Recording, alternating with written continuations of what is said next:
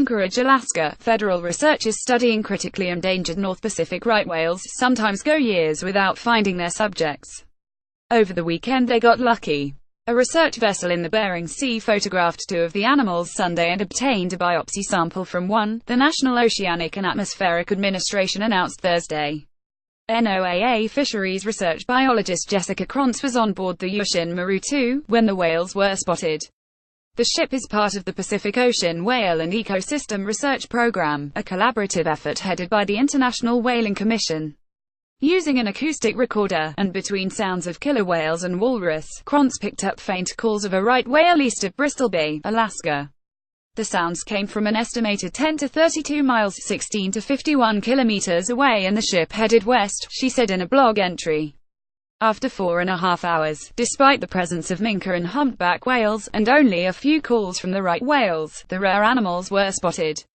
The two right whales are part of the eastern stock that number just 30 to 50 whales, said Philip Clapham, head of the cetacean program at NOAA's Alaska Fisheries Science Center in Seattle. In this August 6, 2017 photo provided by NOAA Fisheries, a North Pacific right whale swims in the Bering Sea west of Bristol Bay. Jessica Krantz, a research biologist with the National Oceanic and Atmospheric Administration, was able to use acoustic equipment to find and photograph two of the extremely endangered whales and obtain a biopsy sample from one. NOAA estimates only 30 to 50 eastern stock North Pacific right whales still remain.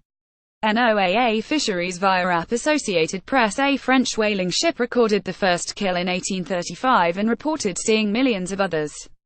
That claim was exaggerated, but it drew hundreds of other whalers to the Gulf of Alaska and the Bering Sea, Clapham said.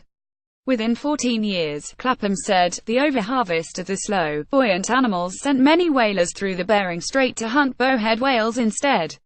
A modest comeback of right whales in the 20th century was derailed when Soviet whalers in the 1960s ignored critically low numbers and illegally killed eastern stock right whales in the Gulf of Alaska, Clapham said.